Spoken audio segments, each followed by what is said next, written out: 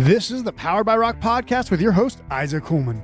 You're about to discover the most entertaining rock music podcast on the planet, filled with the best stories straight from rock musicians from all over the world. Rock music isn't dead. It's getting better and better. It's time to start paying attention again. With that said, let's get this party started. The mountain's gonna rise and fall by me.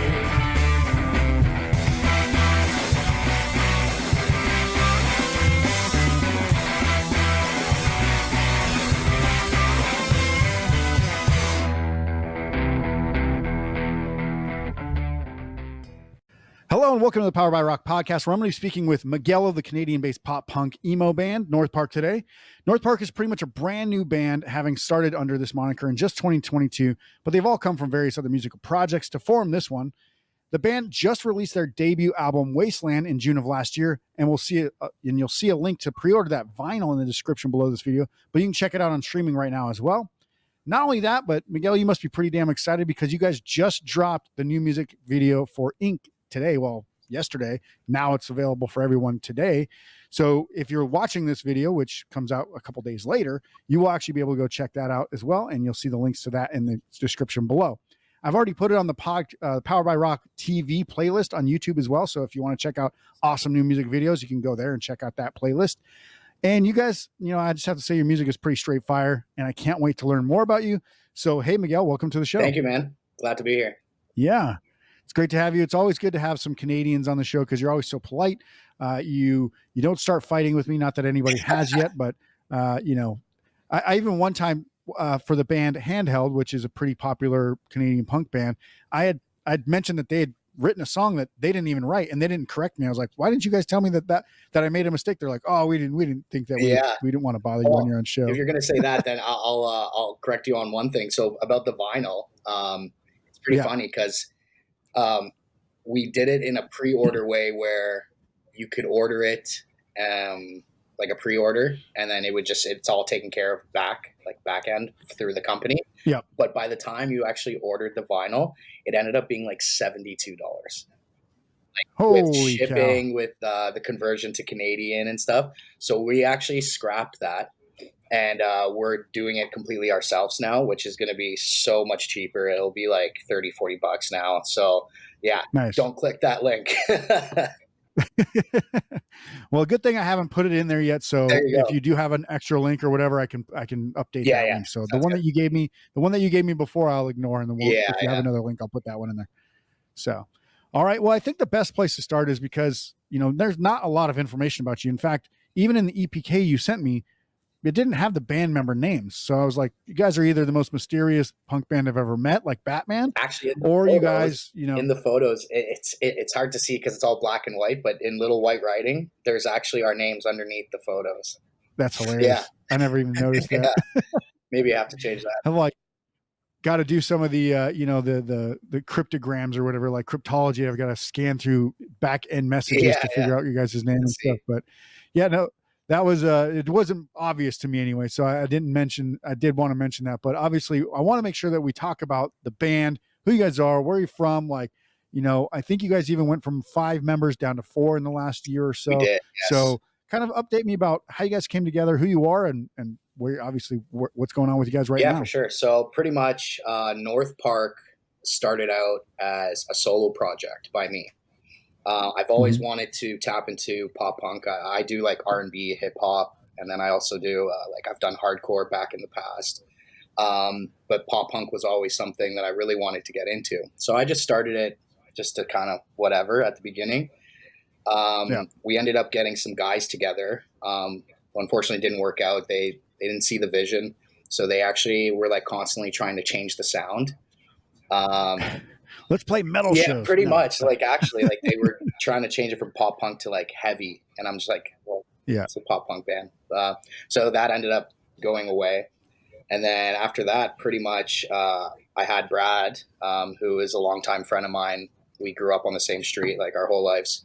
He was like, I'll pick up guitar again. The guy hasn't played in like 10, 15 years, so he just locked in, bought all the gear, played guitar, picked it up instantly, and he's in the band. And then Riley, I've played with him in bands my whole life. Like we've played in, I think, 3 bands together now. Mhm. So that was easy. I messaged him. He actually just exited another band, so it was perfect timing.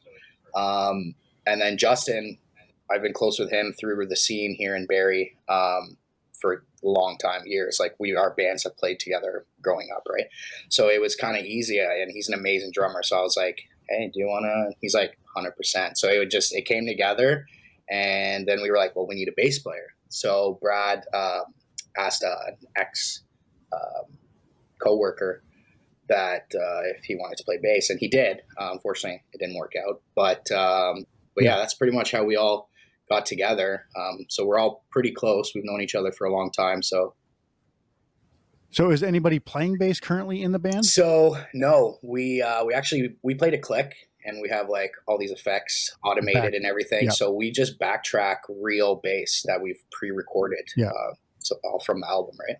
Yeah, that's the secondary option I think a lot of bands are doing right now. Like I know a 2-piece band that backtracks the bass as well, and it's most guitarists are like, well, I don't want to have to be a bass player. I'll write bass lines and record it, but I don't want to be a bass player. Like there's no glory in the bass player position. Yeah. But yeah, I mean it's one of those things that like you have more fun as a guitar player unless you're a really good bass player that can slap pick, all that stuff. And so he was actually a guitar player that just wanted to be in a band, so he just got a bass to do it. So there was that, but that's 90% of the case usually. Yeah, exactly. But after he left, we kind of got really used to being a 4-piece, and it felt right. And we did have an offer from an awesome dude. His name's Deco, great guy. He also plays in another band, and he wanted to join. But like I said, we just got so comfortable being a 4-piece, we just didn't feel it was necessary to add another. What's the word? Just add another thing to the band that we might have to worry about. You know what I mean? So. Yeah, scheduling conflicts, all that stuff. Exactly. Yeah. I mean, I used to be in a 3-piece band in high school, and I was like, how hard is it to get 3 people together? Yeah, it's hard, man. It is. So let's talk about the last album. Obviously, Wasteland came out last year in June. Yep. I think, there's some pretty incredible songs on there. From memory, I think it's 9 songs, correct? Is that right? 9 or 8. 9, 10 songs? 9 or 8, yeah. Yeah. I don't even know. And I don't have all the songs like memorized or written down or anything, but I can say that the album seems to be heavily geared towards like the downturns of romantic relationships, kind of like this is what the end of a good time looks like, right? Like it's pretty exiting something good. Yeah. I'm not sure what it is about us humans that makes us so inspired by bad things happening to us, but it seems to make better art, right? Yeah. And there's a famous French poet, and I'm not expecting you to know this, but his name was Charles Baudelaire back time when like, Edgar Allan Poe lived and everything. Okay. He believed that suffering and deprivation was critical for making great art. Do you feel that way about your approach to making music? I think so. Yeah. You know what? I can agree with that, because I can honestly sit here and tell you like everything I've written about, I have felt, but like I might not feel that way right now, but those scenarios from the past, they still influence what I write now, because it's relatable. And it helps people attach to the music, and they go, you know what? I went through that. What the heck? This is a sick song. He feels how I feel. Yeah. You know what I mean? So I think, it's important to be open with your lyrics and not be scared to like say too much almost, Yeah. And I think there is that other side of the coin, and it's like, how many great songs come out of you being really happy? It's like, not a lot. Not many. There's not a lot of great songs out there that are like, hey, I'm really happy. No. So I know, like, obviously you do have themes of like depression, self-hate, self-doubt. They kind of creep in at times as well. I don't think that, I don't know you personally, but I would say like, from the video interviews and things that I've seen from you as, in front of a camera, you don't come off as that kind of a person on a daily basis. But obviously that stuff still creeps in when you're writing, obviously, because when you're alone by yourself, you have different thoughts than when you're around other people, 100%. right? So is that something that kind of like infiltrates your writing process? Yeah, I think, as a father, and like, I'm very always worried about like being strong for other people, especially in my family, that I try not to use them as an outlet for what I'm feeling. So when I write, that's when it comes out. And that's kind of like my advice to let those feelings out so it doesn't reflect onto, you know, family members, friends, whatever it may be, right? So that's my outlet. So yeah. Yeah, and that's a great point. I mean, obviously, when you're a family person, you don't want to drag, you know, the people that you love into your quagmire of, dark thoughts, right? Mhm. Like it's not healthy to bring that necessarily that energy into your home. And people do it a lot with work. They do it a lot with just daily issues, right? Like traffic or whatever. They bring frustrations Yeah. home with them, and it doesn't make for a good home life, for everybody, No. right? So, at what point, does it kind of feel like you're two different people? Do you feel like you're living like that, like that Batman life that I kind of mentioned? Is it like on one hand, I'm this artist that has these lyrics that are kind of dark, and then on the other hand, I want to be a fun loving dad and husband, right? Yeah. Yeah, some days I do feel like that. I think, nobody's perfect. So like some days it does come out like in my everyday life Yeah. where I am upset and like it shows, and that person that I may have pushed that feelings towards may have absolutely nothing to do with it. But, I'm big enough to realize that and obviously like apologize when things like that happen. Yeah. But yeah, no, I do see that sometimes it is like I have to show face for certain things, but that's not how I'm feeling. Yeah. Yeah. I mean, I'm not going to call you a piece of shit, but I know for myself, I am a piece of shit. And sometimes I'm like, oh yeah, I just yelled at you. I have no idea why. That was just uncalled for. I'm Portuguese, man. So it happens. We talk loud. We use our hands. Like, so it happens. Like, sorry, I don't want to scare you. Like I have a 3-year-old son and I'm like, I'm not mad at you. I'm mad at the TV or I'm mad at my phone or whatever. I'm like, sorry, man. Like, this is the dumbest thing for me to react to, but you're sitting here watching me be an asshole right in front of you. And I'm like, I don't mean to do that. But yeah. So on some of these ideas of like, the self-doubt, the self-hate, I think the song Wasteland, there's a line in it that kind of pins it down perfectly that says, and I don't want to drag you down with me because there's no ladder in this hole with me. So that, in my opinion, when I read that or when I hear that, I'm just like, holy shit. Like that's why like some musicians, like, famously Robin Williams was a very jokingly guy, but behind the scenes, he was depressed, right? I'm not saying you're the kind of guy that's secretly depressed, but that kind of a line kind of makes it real to people that artists really aren't just there to perform all the time. Sometimes when they're saying something, you need to listen to what they're saying. Yeah, it's funny because Wasteland, the song, it's the meaning, I guess it's not hidden, but like some people might not catch it. It's really about like your hometown or like the environment you're in, right? It's your wasteland. This is what you're doing with your life, where you are in your life, where you live, the environment, the people that are around you creates this wasteland. So once you're in that hole, you can't get out unless you change all those factors, right? So it's just like one of those things where nobody can come down there and help you because then they're going to be in the same boat as you. Yeah. Well, how do you feel about it that you've kind of lived in the same place for so long then? I haven't lived here all the time. Some summers I go and live in Mississauga with my uncle and I do work. I don't do that anymore, obviously, but back when I was younger, I did that all the time. So I found those. And from memory, Mississauga is just west of Toronto. Yeah.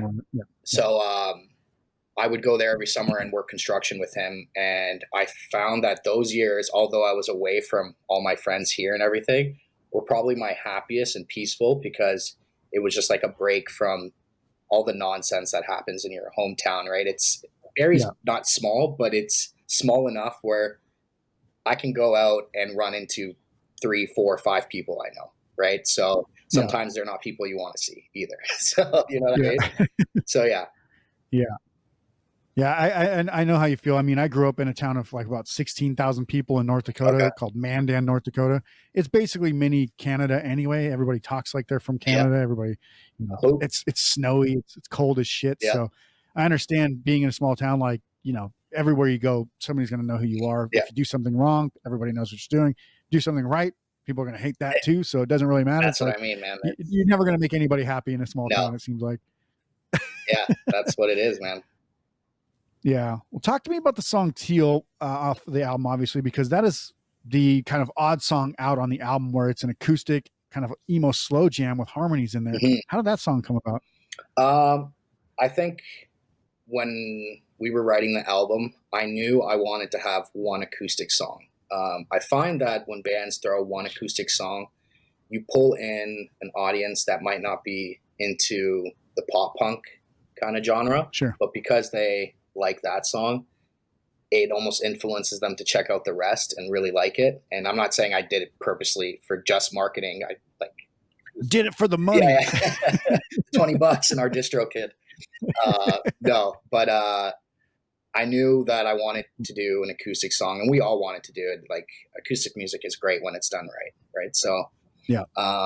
That's pretty much how the song came about. There was no really, oh, check this out. No, it was like, we're got to do an acoustic song. How do we want to start it? And then it just, we just focused on writing that. Yeah, it sounds great. I mean, I always tell people, like, I had this conversation. I created a video about it. If you want to check that out, go to Powered by Rock podcast. But the conversation was, do acoustic songs and like intro tracks and filler tracks, like interludes and stuff like that, belong on albums, because then people release it on Spotify and then it's different from the album, or it's not really a song. So then people hear that and go, well, this is nonsense. I don't want that. I'm just going to block it or whatever. Right.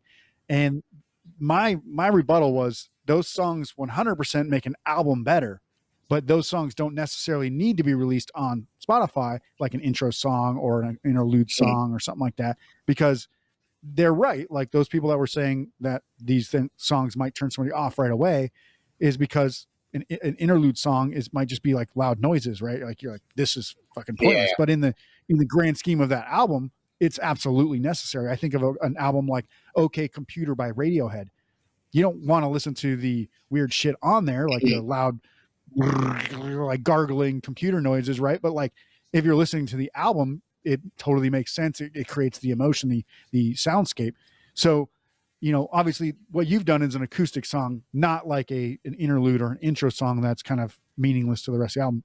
This is a standalone good song, but I think there is that case that can be made that you don't have to release every song on distribution on streaming services either. Like, you can release just singles on distribution and then sell your album separately. So that's one thing I keep, positing to bands and everybody, like, you don't have to put your entire album on streaming. You'll probably make just as much money from your top 4 songs anyway. So what's the point of putting the rest out there? And then just release the vinyl and have people actually buy the full album, like they used to do back in the 90s, right? So what do you think about that kind of strategy? Is that something you guys thought about, or was it just like, we want to get the music out there so everybody can hear it? I think we knew that when we came out as a band, that if we came out with a single, it wouldn't be enough, because we knew that we were going to play shows pretty quickly. So I think our goal at the beginning was to get a piece of art, like an album put together that we all really enjoyed, and to get it out there. That way, while we're planning and executing what we need to keep pushing forward, we had enough songs to keep people happy with, right? It wasn't just like one single, they listen to it 10, 15 times and then they forget that we're even a band, right? So we wanted to put it. You'd be lucky if somebody listens to it 10, 15 times too. Right? Yeah, I know. But so we wanted to have enough content out there to keep people busy while we pushed forward with a bunch of other stuff that we had planned, right? Yeah. And obviously now we're talking about singles. You guys just did release a new single called Ink, which the music video just dropped today. Well, yesterday, today, it premiered yesterday. Obviously the song is kind of about writing a song, right? It's kind of in the sense of that self-defense weapon, much like the classic phrase, the pen is mightier than the sword. Like, I don't know if you want to speak about this specifically, but it feels pretty personal. Was there a person in mind, or what was the inspiration for this song? Yeah, I won't mention who it is, but it definitely, it's someone that is important in my life, that I have an emotional attachment with, that I will for the rest of my life, no matter what happens. It was just kind of, the song was more about me realizing that it's okay to feel like that, but I also can't let that emotion control and dictate what I do with my life or how I make decisions. Because I found a lot of the times I'd be like, oh, I'm going to go do this. Oh, but what are they going to think? oh, who are they going to talk Yeah. to about this? Who are they going to tell that I went and did this? How are they going to respond? And it was just like a snowball effect of just overthinking. And so I had to kind of learn to like stop caring almost. Yeah. And that's kind of what Ink is about, right? It's about using that song as an outlet to state that I'm no longer letting those emotions control me. Sure. Yeah. And the way that you phrase that, no, you don't have to make a reaction or anything, but what it sounds like to me is it would be like either the parent of your kid that you are not in no longer in a relationship with. Yeah. Yeah. That's kind of what it felt like anyway. It was like, you know, somebody who had a very strong relationship with a kid of, you know, baby mama, whatever you want to call it. I won't say somebody no. like that. I won't say no. Yeah. It's like, I don't want to say anything bad about this person because they're like the parent of my child, but I'm going to write a song about it for sure. So now obviously the musical side of this song is a little bit heavier than some of the pop punk, more pop punk stuff that you have. Was this because of the heavy emotion behind the song? No, I don't think so. I think more so, we all come from, other than Brad, we all come from hardcore bands. So we knew that we wanted to do pop punk, but we knew that we needed to be different. You know, pop punk bands, they tend to fall into like a bubble where it's like they all sound the same. So right away, I 100% agree. Yeah. So right away, we're playing in drop B, what pop punk's bands play in a hardcore tuning. We're playing drop B, and we're throwing breakdowns in that are heavier than pop punk bands. Like we have to do that to separate ourselves from all these other pop punk bands, pop punk quotations. But Wasteland is a lot different. I think Wasteland was kind of just like not thrown together, but we're more unified now on what we want to sound like. So when we wrote Ink, you know, I came up with a riff and then we all talked about it. We knew that it needed to be face crushing, in other words. Yeah. Yeah. And I will say, I mean, obviously, the Wasteland album has, it's just a different energy, right? It's like a higher, more, I won't even say positive energy. It's just kind of like a different energy. And then this one's kind of like a slightly darker energy. So that's why when I introduced you as pop punk / emo, it kind of borders and straddles that line, right? Like emo, hardcore, pop punk. You can kind of flow in between those genres. And it doesn't sound like you're going, hey, we're going to make now a classic pop punk song. Now we're going to make a skate punk song. Now we're going to make a hard. It's just, that's the sound in general, right? Like it fuses all these, right? So it's better when you fuse them than when you try to incrementally make an individual song that sounds, you know, just inconceivably weird, right? It's like, why are you now playing like a really happy song and then you're playing like this metal music or whatever? Yeah. So one thing I want to do is obviously I want people to be able to see the music video for Ink. So I want to be able to play this during this first break. Is it okay with you that I play this music video for Ink? And I want to make sure that Spotify and YouTube and everybody knows that we're going to play this video. I have full consent from you guys. Oh yeah, 100%. Play it. That'd be awesome. Perfect. So we're going to check out the new video for Ink by Northpark right now. And when we come back, I'm going to put Miguel in the spotlight with some hot seat questions that you're not going to want to miss. So hold on to your butts, turn up the sound, and we'll see you in just a few short minutes.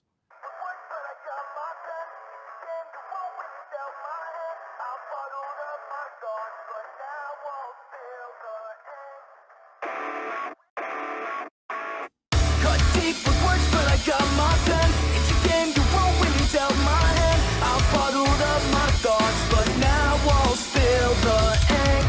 Take a minute to realize you were wrong. It's a feeling that I know all too well. I should have known the ending was carved in the cement. Hold tight onto anything that comes out reality. I've been pushing up against the tidal wave just to get through another day. The closer I get, the further you go. I might seem fine on the surface, but the taller I stand, the more you weigh me down. I'm finding time to find purpose. I'm finding time to find purpose again. Cut deep with words, but I got my pen. It's a game you won't win, it's out my hand. I've bottled up my thoughts, but now I'll spill the ink.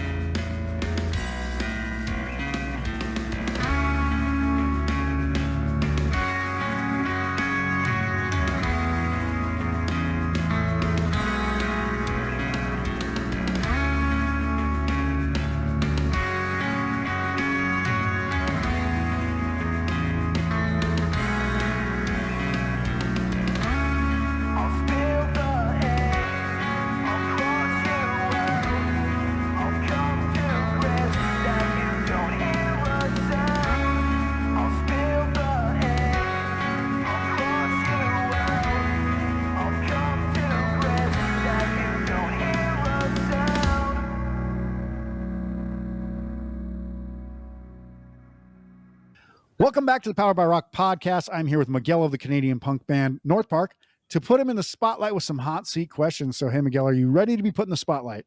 I think so. Let's see. All right. So the first question I have is, I watched your YouTube video, where you guys simulated the web series Hot Ones and ate a bunch of hot wings and then answered questions thrown at you. I too know the heat of the intensity of the last dab, the triple X last dab. So for my first question is, did you ever finish that bottle of triple X? So Justin, our drummer, he actually brought that bottle. So I don't know if he finished it. Yeah, I'm good with spice, but I mean, that thing had a kick. Like it was hot. So I won't lie. Yeah. I love spicy food too. Like I'll put that stuff on my tacos. I'll put that on everything. I don't think it's a great wing sauce because it's too spicy to be just on the outside of something. Yeah. I was going to say, if you did have the bottle left, and if Justin was going to be here today, I was going to challenge him to take a spoonful of it right now. He but would I guess do it for sure. He's a weapon. That guy would do it. Right. He wouldn't be able to answer the rest of these questions. I'll tell you that. Too bad he's not here. But yeah, he would have definitely took you on that offer. Yeah, I mean, it's one of those things that I actually, when I have bands stay at my house, because every once in a while a band from out of town comes into town, and I'm like, you can stay at my house just so you don't have to pay for a hotel. I'll give them like, a chip and put a little dab on there, and they're like, this is way too hot. I'm like, it's not that hot, but I'm like, yeah, I'm not going to cover a wing in it and then pour it all over like you did, where by accident it all came out on the bottle. Like as soon as I saw that, I was like, oh no, he's going to regret that. Yeah, it wasn't good. All right, so I know obviously that your band name comes from the street you guys grew up on, and I believe Linkin Park's name came from a park that Chester Bennington used to live by. And I even think that Story of the Year's first album was called Page Avenue for a similar reason. That's funny. So I didn't know that about Linkin Park. Really? And that's funny because we always get jokes thrown at us about Linkin Park, Northpark. So that's kind of funny. Yeah, it was like a park in, like, I want to say Santa Monica or wherever he grew up. I can't remember wherever it was. But I was just curious, was there any correlation between you guys selecting that name and kind of any other band's choices of a similar reason? No. So pretty much it was because we grew up on the street, but it was also a lot happened while living there. Gotcha. I lived there till I was 18, I think, 18, 19. So 30 now. So yeah, a lot of stuff happened, a lot of big parts of my life. Like, not to get it all depressing, but my dad left. So that happened while we were at that house and stuff like that. So there was just a lot that happened. And then, Brad lived down the street and he was always like a really good friend. So it seemed fitting to have Northpark as the name. It's kind of like the reunion, right? Like put it all together and bring it back. That makes sense. All right. Question number 3. This came from your the web series or the YouTube video as well, but you actually said that your favorite movie was Interstellar, and I'm a huge fan of this movie and every Christopher Nolan movie. His use of quantum mechanics, time, entropy, and framing them in classic movie tropes is beyond genius, in my opinion. So I got to ask, if you're your father, if you're Matthew McConaughey's character in this movie, are you leaving your child behind to go explore outer space knowing that she didn't even get to say goodbye? I don't think so. That hurt. When he starts crying on the drive and he like checks underneath the blanket to see if she snuck in like she did before, I was like, I cried a lot. And then again, when he's like, don't leave, leave. He's like banging on the bookshelf. You're like, God damn. Yeah.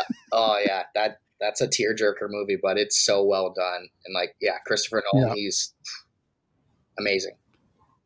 Yeah, I mean, I think I like Inception slightly more because it was such a great movie too. When I first saw it, I saw The Follower well before I saw Inception, which was weird because it wasn't very well known at the time. Yeah.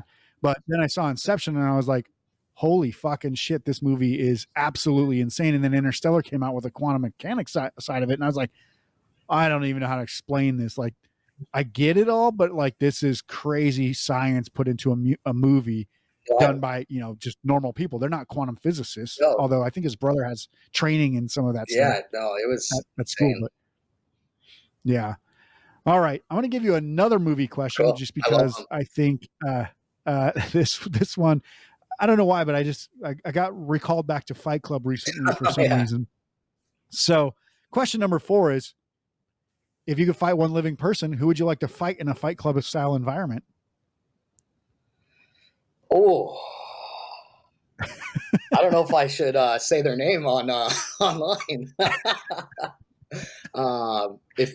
If you know me personally, you know who I would say. Let's just say that. I don't. So this is somebody that may live in your vicinity. It's not like a celebrity or an evil person that you might know of. It's not he lives in my hometown. I don't hate many people. I don't hate anyone. But I don't like this guy. So yeah, that would be the Fight Club for sure with him. All right. So I'm going to pin down this person. I'm going to ask around, get some sources and see who it is. And then I'm going to post his if you can find who it is, you can add a little subtitle underneath me and put his name. If you can figure that out, I give you full permission. But I can't just blatantly say it. That's too rude. That's really funny. That's funny. All right. Question number 5. This one is actually music related. So for the first time, I think we're talking about music in the hot seat questions, but this is something I ask of everybody because I believe that this is pretty important. Now I know you're Canadian, but I'm pretty sure you're familiar with Mount Rushmore. So who would you put on your Mount Rushmore of musicians as your top 4 individual musicians? Individual. So not like a band. Yeah. Yeah. So you don't put like Blink-182 or Green Day up there. You put Billy Joe Armstrong on there and then 3 other people. You could put the whole band up there if you think that they're legitimately the reason why you made music or something like that. But yeah. So 4 individual artists. That's a good one. I've never really thought about that. They don't have to be all rock related either. Yeah. We've had people mention country and R&B as well. Yeah. So. I guess that's a hard one for me because growing up, I always tried not to take too much influence from stuff. Like I'm very like when I'm writing, I like listening to my own music. That's like something you never hear. People hate listening to what they just wrote, but I love it. Like I'll listen to the same song I wrote like 50 times before it gets dropped. I'm the exact same way. I'm like, I would have never written this if I didn't like it in the first place. Exactly. Right. But I think, this might come weird. Maybe it's not. Drake, always been a huge fan of Drake. I think what he's done with his life, with his music is just, he started in a wheelchair for crying out loud. Look at him now. Yeah. He got shot. That guy's tough.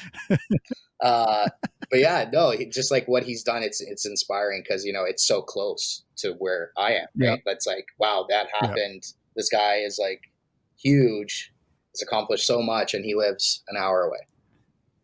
Yeah. You know what I mean? So I think he would definitely be one. Another one that I take a lot of influence with probably in my like solo stuff is Bryson Tiller, another R&B artist. I think he's great. I think when he dropped his first album, it like really shocked the world because it was a completely different style of R&B that he actually made the genre up. It's called trap soul now. So he's definitely probably why I'm not familiar with it because I don't know anything about trap soul. Yeah. It's like R&B, but it's like heavier, I guess. Is that what you could say? It's like heavier. Okay. Another one would probably have to be Architects. When I was in a hardcore band, actually Riley, the guitarist in Northpark, he was in my band called Take the Sterile with a couple other guys. And we actually got to play with them multiple times here in Barrie, actually, which was crazy because they're from the UK. So they're definitely very significant on this path of making music because it was just inspiring to like be able to play with such a cool big band. Because I think it was their Hollow Crown album that they were touring. So we got to play on that. So that was super cool. Ollie, the bassist, asked us for shrooms. So that was pretty funny. But yeah, definitely Architects is up there. Den Divine, probably another one. Who was that? Go ahead. Sorry. Den Divine would probably be another one. Same type of thing. They're not too far from us, and our drummer Justin's actually friends with the guitarist, or when he was playing in that band. So they're a huge inspiration, and just kind of the same thing as Architects. It's just without them, I don't know if we'd still be pushing down this road. Gotcha. The fifth So I think one, that makes a total of about 10 or 11 people on your Mount Rushmore, but that's okay. We'll there's a fit 'em in lot. there. There's a lot. I guess for Den Divine, it'd be more the vocalist. I was always a huge fan of him. For Architects, Yeah. it was Tom. Rest in peace. He did everything. He kind of was like me. Like I like to write the material, write the lyrics, write the drums, and then I send it off to the boys, and they make adjustments. Right. Make it better. This is exactly, the baseline. exactly. They make it better. So, Tom, I really vibed with him because he's like me, or was. Yeah. Makes sense. I mean, like you said, when we first started talking, you're very influenced by not just rock music or punk music or whatever. There's other things. And I feel like if you are only going to listen to one genre, and I tend to gravitate towards one genre of rock, being rock is pretty broad, but I grew up on Boyz II Men, Ace of Base, like random shit like that, like Mariah Carey, and Beatles, random stuff, right? So like this long forgotten stuff in my current music taste. Well, that's the kind of stuff that I grew up in. I lived in a place where country music was, the only music that you could really listen to. And I'm like sitting here trying to listen to punk music. So it's always interesting, when somebody's from a smaller town or, even from, Canada, where there's only 30 million people in the whole country, what kind of things are you listening to? Because maybe you're not getting the punk music like, they get in LA or San Diego or something like that all the time, but you're still in a punk band. So it's like, where else did you pull inspiration from? So that's a pretty good list. Very diverse. So it basically means to me that your music's going to be different, right? So that's good. Which is good. All right. Well, there we go. The spotlight is off. The hot seat is cooling down. We'll be back in just a few moments to finish off this episode with some news about what Northpark has coming up in the near future. So stick around. Stick around. The Powered by Rock. God damn it. I almost did it again. Sorry. Stick around. The Powered by Rock podcast will be back right after this. Running your own music career is incredibly difficult. Trying to get people to like, share, comment, listen, follow. It's all just overwhelming. Most musicians give up before they ever achieve success, and that's the worst. If you're looking for a better way to grow your music career, head to DIYrockcareer.com for some absolutely free training. It costs you nothing, and it could be the difference between hitting your goals and quitting your dream. Go to DIYrockcareer.com today by clicking the link below this episode. Then I lost my way. All right, welcome back to the Powered by Rock podcast. I'm here with Miguel from the Canadian pop punk band Northpark. So let me just ask you, Miguel, what does Northpark have coming out in the near future? So I know obviously you guys are talking about, we just released this new music video. What else do you guys got coming up? Well, I hope the guys are okay that I spill the beans. Our next musical thing that we want to do is we're going to do a reimagine of Teal, actually, with full band. It's already written. We just need to record it. So that's definitely coming up. That's probably going to be the next thing coming up. Gotcha. And we're dealing with that vinyl stuff. So we got the vinyls figuring out. We're just planning all that out to make sure that it's cheap enough for everyone to enjoy. Because, $72 is just crazy. You gotta be a pretty dedicated fan for that. That's what I mean. And like some record heads will pay that, but like, no, it didn't feel right. So we scrapped that and we're doing it a different way. Even Pink Floyd doesn't usually demand $72 for a vinyl these days. You know what I mean? So that's what I'm saying. They're expensive as shit. Yeah. So that's why that. We do want to do like a kind of, I don't know if you know Audio Tree. Sure. We want to do like a live set recording. It'd be awesome if Audio Tree took us to do it, but we got some plans to do something like that. And then we have a tour that's coming out in May with Cleveland Avenue. So that's going to be cool. We're going to do that. Where are you going with the tour? Are you staying in Canada? Yeah, it's Canada again. We're hoping to get out of Canada in the summer. There's a couple festivals in the States that we've applied to. I can't remember the names of the festival, but our manager is looking into that for us. But the tour is, if I'm right, I think it's Sudbury, Toronto, Barrie, London. All in Ontario. Yeah. So that's coming up. And then the festivals. And that's pretty much all we have lined up at the moment. But I hear they have an impossible amount of good looking ladies in Sudbury. Do you know about this? I've only been to Sudbury once, and that was when I Okay. was in a band called Ivory Coast. Riley, the guitarist in our band, he was also in that band, and I was deathly sick, and we had to play You just shows. went back to the van. Oh, I was like puking in between like everything we did, and then I had to play drums because I was the drummer at the time, a full set. So I did that while puking on stage. So I didn't really get to analyze if there was any good-looking women in Sudbury because I was just fighting for my life that whole trip, Yeah. and that was the only time. Well, I've that ever quote comes from the TV show Shoresy, the spinoff of Letterkenny. I'm not sure if you've watched either of those shows, but I haven't watched in it. I know. Shoresy, they play in Sudbury as that's the team, and he says there's an impossible amount of good-looking ladies in Sudbury, and then it Okay. just starts scrolling women's Instagram profiles of like these supermodel-looking women. I'm like, I have no idea. I've never been in Sudbury, but Yeah, that's funny. no, I've only been once, and it was not a fun time, so I couldn't help you with that one. Like, I'm not even looking forward to going back just because I have such bad memories, but I'm going to go. Yeah, I'm nervous. All right. So obviously we'll add some links to the music, obviously the music video in our show notes below this episode. Do you have anything else that you'd like to plug or shout out before we go today? Like to shout out Wiretap for helping us throughout this whole process. I think for a couple of us, it's the first time we've been signed, so it means a lot. Yeah. Also, big shout out to our manager, Eric. He's really locking down on us right now, and it's awesome. It feels good to have the support. And just shout out to everyone that supports us and like plays our music and messages us. And, if we don't always get back to you, we do see it. We're just, we all have separate lives just from a band too. So, but we do appreciate everything. But other than that, I think covered pretty much everything.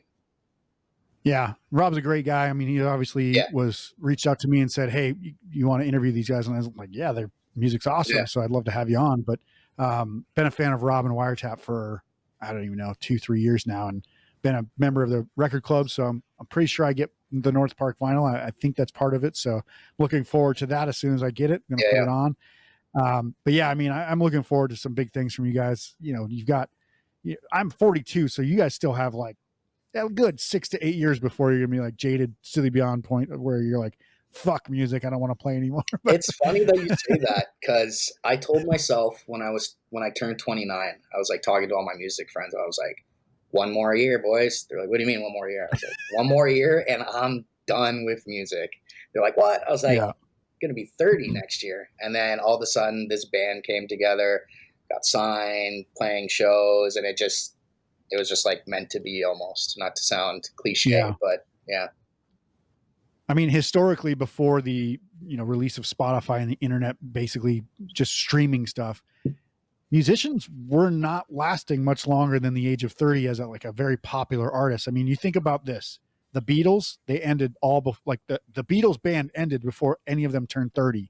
That's fucking crazy to me. Yeah, I'm like, I always thought of them as like old guys, even when they were like popular. I was like, well, they're older, so like obviously they're gonna be popular. They've got lots of experience. No. They were fucking 29. I'm like, what the hell? Like, I gave up. Kurt Cobain, 27. Jimi Hendrix, 27. All these 27 clubbers. I'm like, yeah. Kurt Cobain accomplished everything in his life that he did before he turned 28. That's crazy to me. That's why I was gonna quit by 30. Like, there's no hope for me anymore. Yeah. But that's the one good thing about the internet is I will say more music is getting out. Yeah. There's still a lot of bands that, there's dad bands now that make really good music. And it's just really fun to see the lasting effect of making music past 30, because there's a lot of good music that's not just Bob Dylan and Rolling Stones and all that shit, where it's like, no, this is the same thing I've heard for 55 years and I'm only 42. So how's that possible? But yeah. I have one last question for you before we sign off. Love it.